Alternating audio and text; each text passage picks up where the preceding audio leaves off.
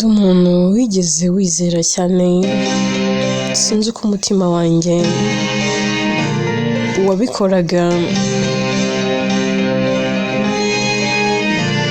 ariko waje gutenguha. Natekerezaga ko ari uzaza akawufata akawurinda, ariko uko byagenze siko nabitekerezaga. Ubu nsigaye ngenda ndi umuntu witwaza inseko ku maso, ariko imbere ari amarira gusa. Nabuze aho nashyira ububabare mfite, kuko n'uwabuneje we nari narizeye kurusha abandi bose. Birababaza cyane kumva waratanze urukundo rwawe rwose, ntusigarane n'akantu na gato.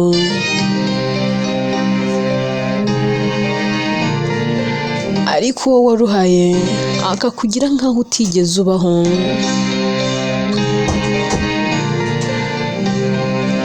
Birababaza kumenya ko amagambo meza wavugaga, ibyo wakoraga byose, kuri we byari ibintu byoroheje ndetse bitagira agaciro nk'uko wowe wabihaga agaciro.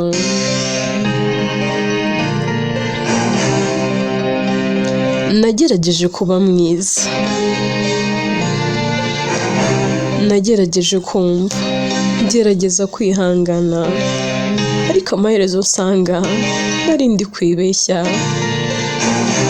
nari ndi kwirukanyira umuntu utaranshakaga, ndi kwirwanaho mu rukundo, ndwanirira umutima utari uwanjye. Ubu usigaye mfite ibikomere bitagaragara, ariko buri munsi biranyica bucece. Ntawe ubibona, ntawe ubyumva, ariko njye ndabizi neza ko hari ikindi gice cyanjye cyapfuye buhoro buhoro. Kwizera byarashize, umutima warashitse, ibyishimo byanjye bisa n'ibyashize burundu, bisa n'ibyazimye burundu pe. Icyo nibaza gusa ni iki: ese koko nari nkiri uwo gukundwa? Ese nari nkwiye gukundwa nangwa nagize amahirwe make kubera ko nahuye n'utazi agaciro kanjye?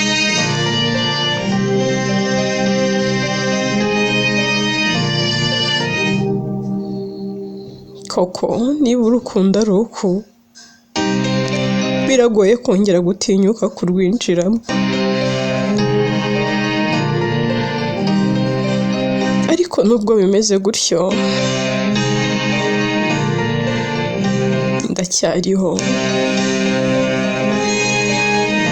ngerageza kongera kwiyubaka nubwo bitoroshye, kuko nubwo byanyishe umutima, sinshaka ko byanyambura icyizere cy'ejo hazaza. Ndi umukobwa wakomeretse, ariko sindacika burundu. Nari narizeye ko umutima wanjye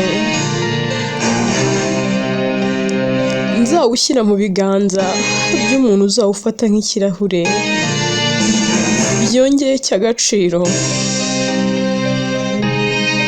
ariko byarangiye umutima wanjye uvuye mu maboko y'usandaye. Nta na rimwe yigeze anagerageza kuwusana. Ubu nsigaye numva mfite umutima ucitsemo ibice byinshi. Nibyo koko buri gihe gifite inkuru yacyo, ariko zose zihuriye ku kababaro, ku buribwe ndetse n'ububabare.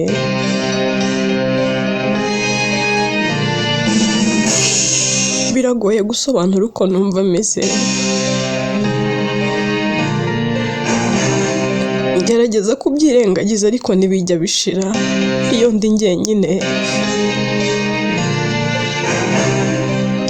ibitekerezo birantwara bikanyereka buri kintu cyose cyambabaje, buri jambo ryose ryanshenguye ndetse ryanshegeshe.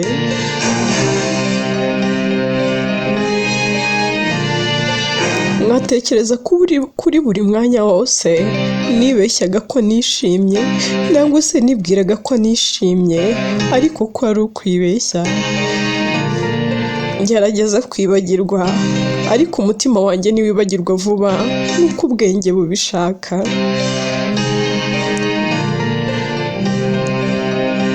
Nigeze gutekereza ko gukunda ari amahirwe, ko ari ikintu kizana amahoro n'ibyishimo, ariko mbabwije ukuri, kuri njye byahindutse isomo ribabaje cyane.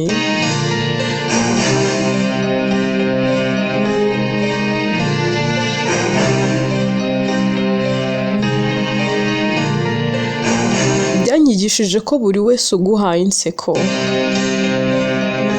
atari uko aba agukunda. Byanyigishije ko buri muntu wese ukubwira amagambo meza uko ayavuga atari ko aba yumva. Ubu nsigaye ndi umuntu ucecetse cyane, si uko ntacyo mfite cyo kuvuga, ahubwo nuko ibyo navuga nta muntu ubyumva nk'uko bimeze mu mutima wanjye.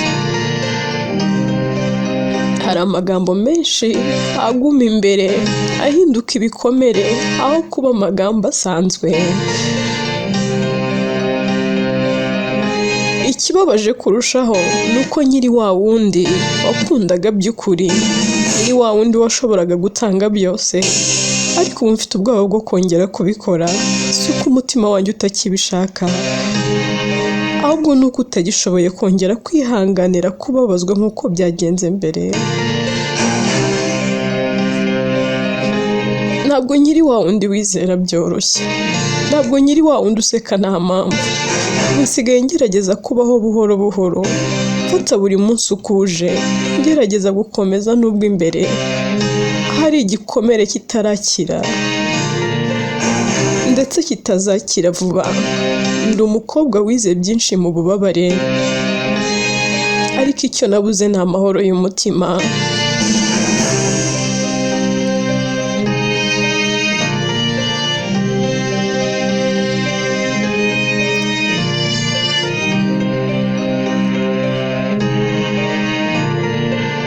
Hari igihe nicara nkibaza nti ese kuko ni njye wahindutse, nangwa nibo banyeretse ukuri ntarinzi.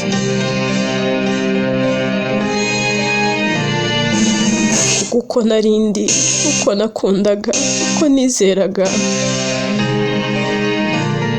byose bisa naho byanyibagiwe.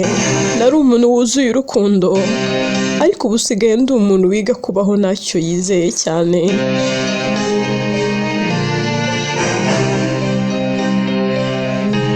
Birababaza kumenya ko hari igihe watanze umutima wawe wose utitaye ku ngaruka, ariko ukaba usigaye utinya, ndetse witinya wowe ubwawe, utinya kongera gutanga uwo mutima.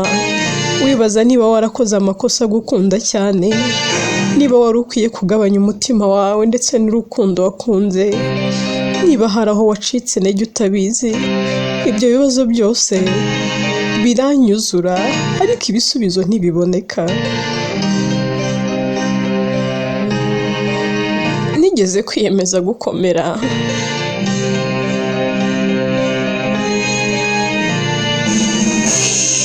ndavuga nti nta kintu kizongera kumbabaza, ariko umutima si icyuma, ntiwifunga ngo uceceke burundu.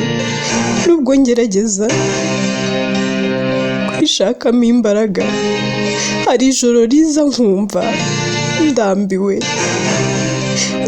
kuba njyenyine mu marangamutima yanjye, ndambiwe kwigira nkaho nta kintu cyambayeho.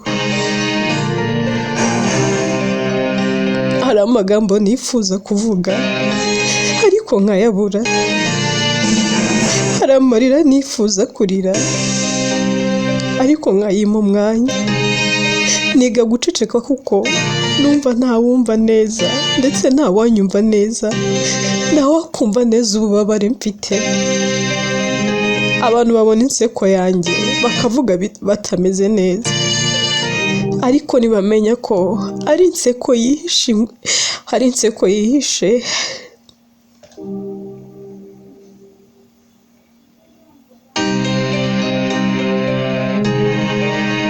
Ariko ntibamenya ko ari inseko yihishe inyuma y'inkuru ndende y'agahinda.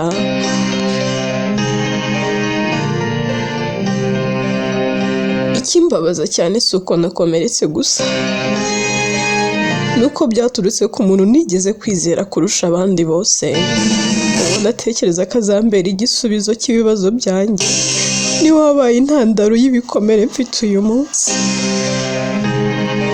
Ubu ndi mu rugendo rwo kwiyubaka bundi bushya, ariko si urugendo rworoshye. nta ntambwe ntera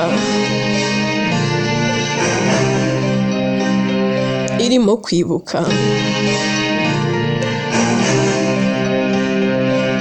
byonyine gusa, ahubwo yuzuye amarira. Buri ntambwe ntera honest irimo kwibuka, irimo kwibaza, irimo kwigerageza, ariko ngerageza kugenda nubwo bitoroshye, kuko nzi ko nindeka guhagarara burundu nzabura n'icyo nari nyiricyo. Ndi umukobwa wakomeretse cyane, ariko nyiri gushaka impamvu yo kongera kumva ko kubaho bifite igisobanuro.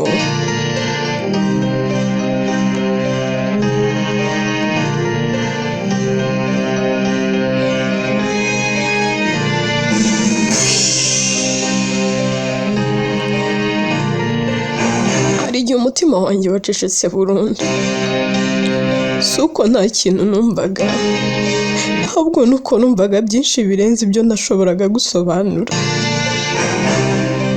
Icyizere nari mfite cyagiye gishira buhoro buhoro.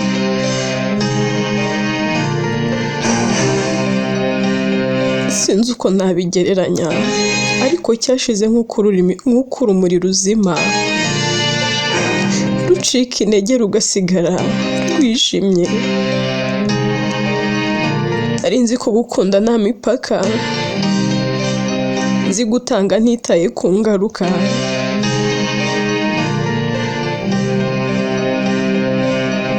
Ariko ubu nsigaye nibaza niba ibyo byose bitari ukwiyangiza buhoro buhoro, kuko natangaga byinshi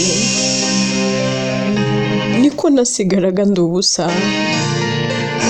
Ubu nsigaye ndi umuntu wifata, utekereza kabiri mbere yo kugira icyo numva,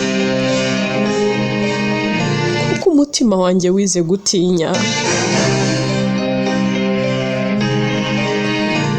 Biragoye kwakira ko umuntu wari isi yawe yose ashobora guhinduka nk'umunyamahanga mu kanya gato.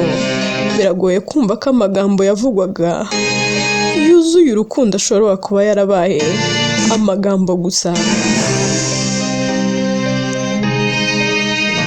Yewe umenya nta kuri kuba kurimo pe.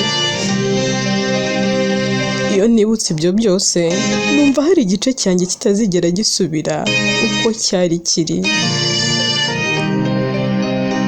Hari ijoro nsinzira nabi, atari uko nta munaniro mfite, ahubwo kubera ko ibitekerezo bitampa amahoro. Ntekereza ku byabaye, ngerageza gushaka aho byacitse, aho byaturutse, aho nari nkwiye guhagarara, aho nari nkwiye kwirinda. Ariko buri gihe nsanga narakundaga gusa, ntazi ko gukunda bishobora kumbabaza gutya.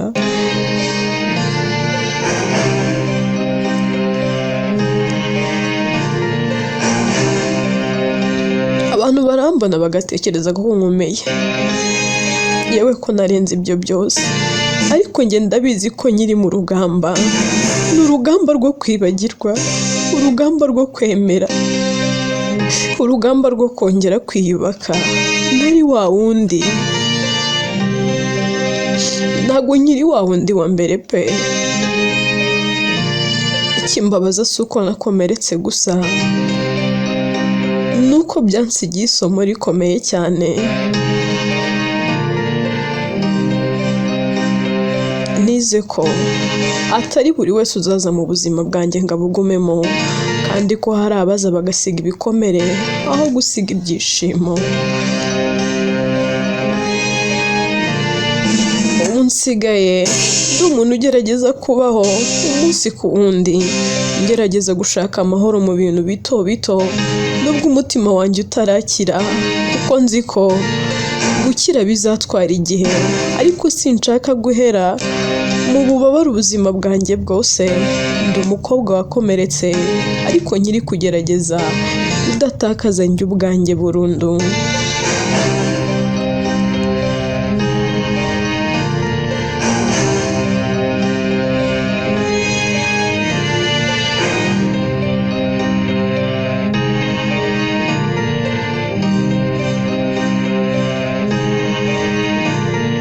Numva ntagishaka kuvuga amagambo menshi asa n'inkuru y'agahinda idashira.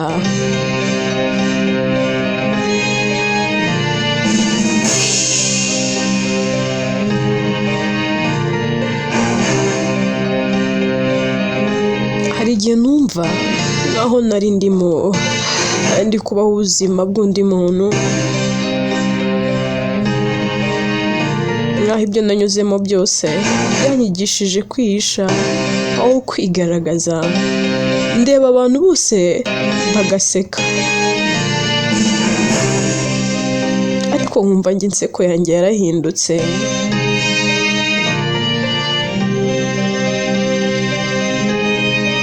Uretse ko nanone inseko yanjye yahindutse ikintu nambara gusa. Ntabwo nseka nshize imumu, ntabwo nseka bivuye ku ndiba y'umutima.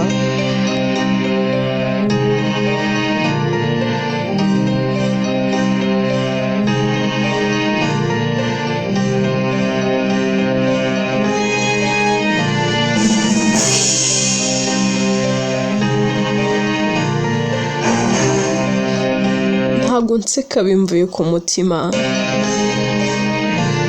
ariko nubwo bimeze bityo, hari ibihe bitoya bikibasha kunyibutsa ko nkiri muzima, nk'ijwi rito rimbwira ngo ntiwapfiriye muri ibyo byose. Nubwo riba ridakomeye, riba rihari, kandi rimwe na rimwe iryo jwi niryo rimbuza kugwa burundu.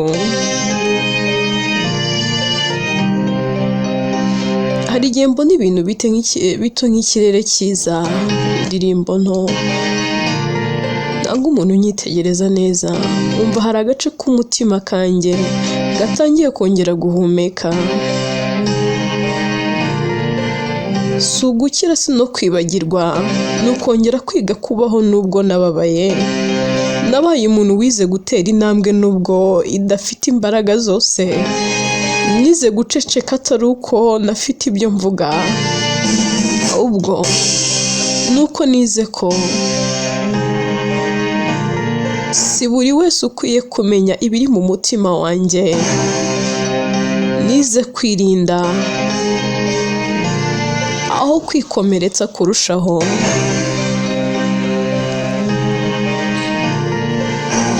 Icyo nsigaye nifuza si urukundo rwinshi nangwa se amagambo meza menshi, ahubwo ni amahoro. Amahoro yo kuba njyenyine nicira urubanza, ntanacira urubanza umutima wanjye. Amahoro yo kutongera gusubira mu bikomere bimwe. Amahoro yo kongera kumenya ngo mbese njye ndinde. Ndi mu rugendo rurerure rwo kongera kwiyakira. Si byoroshye, ariko ndagerageza, kuko nubwo nanyuze mu bikomeye no mu bikomere, ndacyahari. Kandi kuba ndi hano ubwabyo ni ikimenyetso ko hari ikindi gishoboka.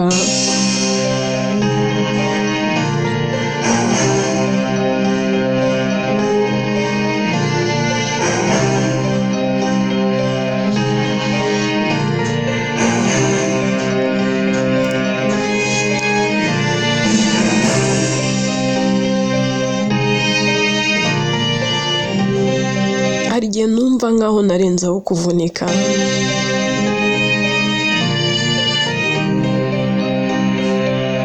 yewe nigeze no kugera aho umuntu atakiyumva neza ndetse ngo anumve n'ijwi rye bwite,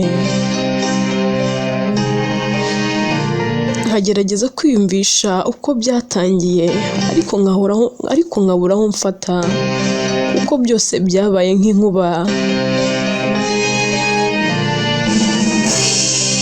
yacitse itanze urumuri rwayo igahita isiga umwijima.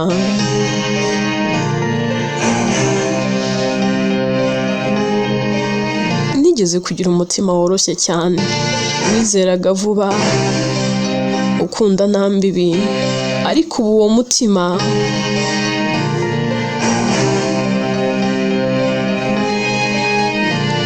wuzuye ibikomere, aho buri gice cy'umutima nangwa se aho buri gice cyawo gifite inkuru yacyo y'ububabare. Sinzi igihe nyacyo nahindukiriye, ariko ndumva ko hari icyo naburiye mu nzira, si urukundo gusa ahubwo n'icyizere cy'uko abantu bose bafite umutima nk'uwongira nacyo cyaragiye. Hari iminsi ngerageza kwiyereka isi nkaho byose ari byiza, nkaseka, nkavuga, nkagenda, ariko imbere yanjye hari umwenda uremereye utagaragara mpora nambaye. Uwo mwenda ni ibitekerezo, ni ukwibuka, ni amagambo atigeze avugwa neza, nibyo nari nizeye ariko ibyaba ukuri. Ikimbabaza si uko ibintu byarangiye nabi gusa, nuko nigeze kwizera ko bitazigera biba bibi. Nari nzi ko urukundo ari urumuri rutazima, ariko nsigaye nsobanukiwe ko nangwa se nasobanukiwe ko hari urumuri rushobora kuzima rukagusigira umwijima ukomeye kurushaho aho watangiriye. Hari ijoro mbura ibitotsi,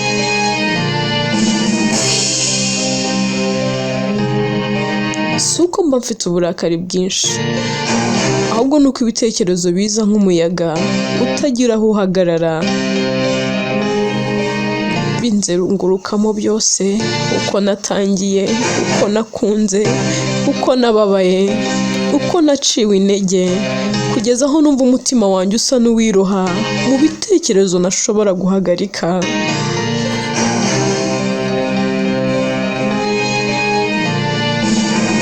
Ariko nubwo bimeze bityo, hari ikintu kinyigisha buri munsi, ko kubaho ubwabyo ari intambara, kandi kuba nyiri hano bivuze ko naratsindwa burundu. Nubwo numva naremerewe, hari ikintu kimbwira ngo gerageza indi ntambwe imwe, nubwo nta mbaraga nyinshi mfite ndacyagerageza. Sinshaka kongera kuba wa muntu wihutira kwizera buri wese, sinshaka kongera kubaho mu bubabare gusa, ndashaka gusa gutuza, kwiga kumva umutima wanjye no kwiyakira uko ndi, nubwo nkomerewe kandi nakomerekeye muri byinshi, kandi buhoro buhoro ndabyiga. Gukira ntabwo ari ukwibagirwa byose, ahubwo ni ukwiga kubana n'ibyakubayeho, utabireka ngo bikuyobore ubuzima bwawe bwose.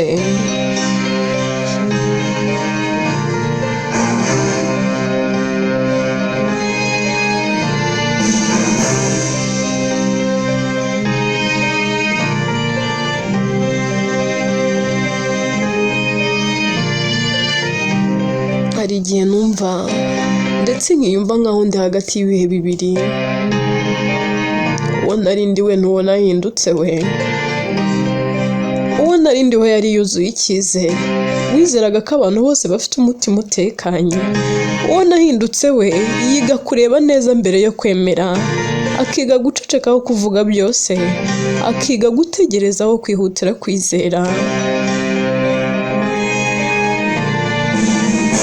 Ibyo byahindutse ntibyabaye ku munsi umwe, byaje buhoro nk'igitonyanga cy'amazi kigwa ku ibuye kigatobohora buhoro buhoro.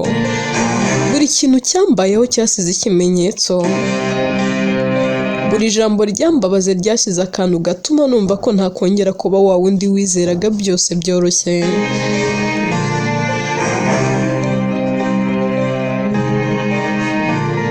Hari igihe numva nshaka gusubira mu bihe nari mfite ntaramenya ububabare, ariko sinzi ko bishoboka.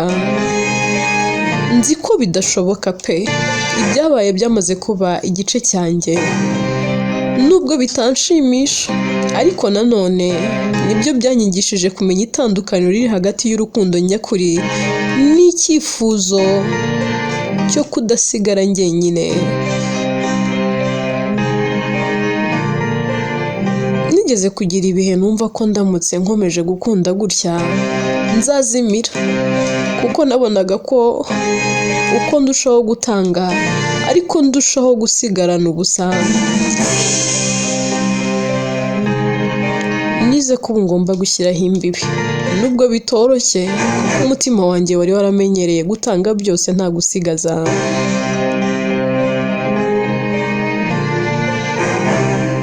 Hari amajoro menshi nicara ntekereza ntacyo mvuga. Ntabwo ari uko nta magambo mfite, ahubwo nuko ayo magambo aba aremereye cyane kuyavuga. Ndeba ibyakomeye n'ibyankomerekeje, nkibaza niba hari aho nari nkwiye guhindura icyerekezo, ariko nsanga byose byaransigiye isomo rimwe, ko abantu bamwe baza mu buzima bwawe kugira ngo bakwigishe, si ukugira ngo babugumemo. Gusa nubwo bimeze bityo, hari agace kanjye katigeze gashira, agace kiringira nubwo byakomeye. Hari igihe nzongera kumva ntari mu mubabaro. Ntabwo ndi wa muntu wigeze kubaho gusa mu bikomere.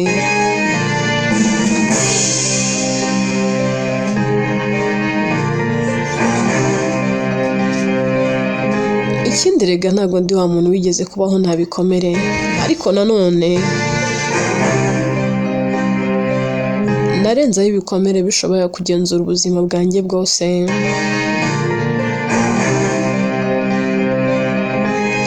Ndacyari mu rugendo, si urwo gushaka kwibagirwa byose, ahubwo n'urwo kwiga kubaho nkanakira n'ibyo nashoboye guhindura no kwiyakira ukundi, nubwo nanyuze mu bikomeye.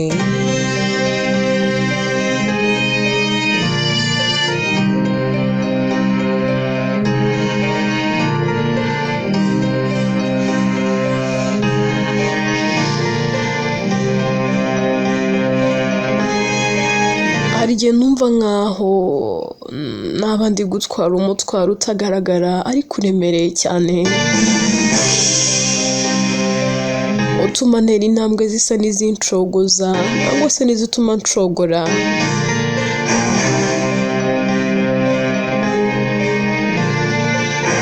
Uwo mutwaro si ibintu wabonesha amaso n'ibitekerezo, oya.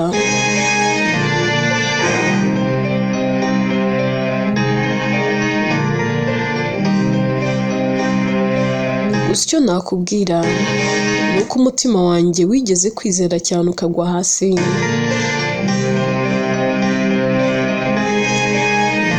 Nigeze kuba umuntu utekereza ko urukundo ari inzu itekanye, aho abantu bombi barindana, ariko ubuzima bwanjye bwanyeretse ko hari inzu zisenyuka vuba kurusha uko zubatswe.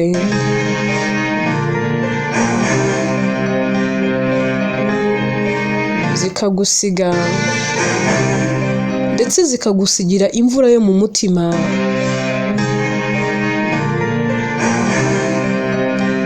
utabona aho wugama nangwa se aho uyihungira. Hari amagambo navuga si uko ntayazi, ahubwo nuko nize ko atari buri wese yumva uko wowe uyumva nangwa se uko ari. Hari amarira ntarira atari uko ntababaye, ahubwo nuko nize ko kuyafunga kugira ngo nkomere ku maso ari byo byamfasha, nubwo imbere mba ndi gusenyuka buhoro buhoro.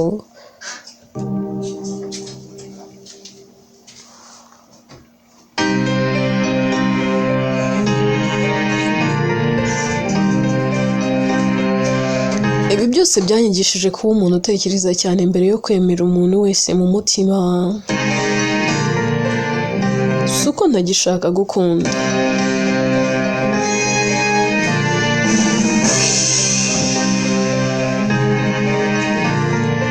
ahubwo nuko ndi kwiga uko nakwiyitaho mbere y'uko ntanga byose. Ubwo nize ko utanga byose utazi uwo ubihaye ushobora gusiga ubusa aho wari wuzuye. Hari igihe nicara mu mutuzo numva isi yose iri kure yanjye, numva ndi njyenyine mu bitekerezo byanjye. Si ubwoba, si agahinda gusa, ahubwo nukumva ko ari igice cyanjye cyagumye mu bihe byashize kitarabona uko gisubira aho kigeze.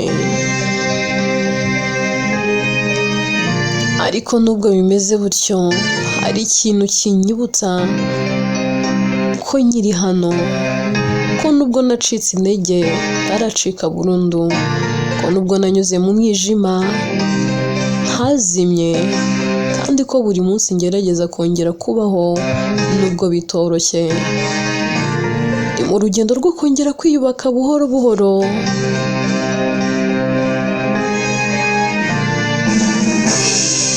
Si urwo kwibagirwa ibyankomerekeje, ahubwo ni urwo kwiga kubana nabyo ntibinsenye, kuko nize ko gukomera atari ukutagira ibikomere, ahubwo ari ugukomeza kugenda nubwo bifite uburemere.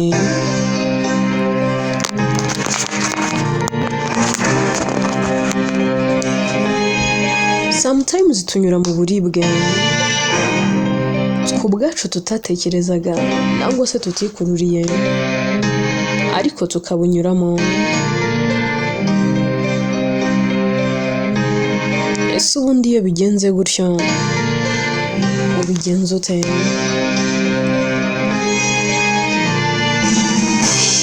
Uramutse wisanze muri ka yuko uwo wizeye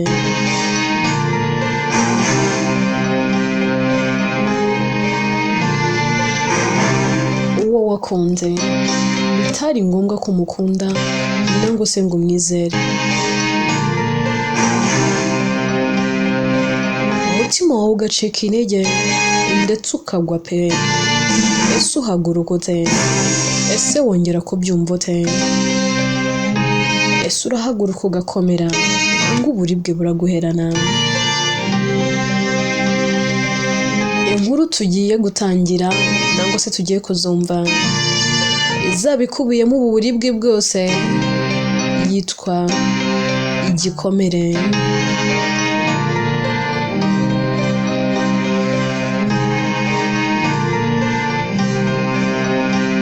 Ese ubundi ibikomere dufite byakabaye biduherana ku buryo twibagirwa abo turi bo?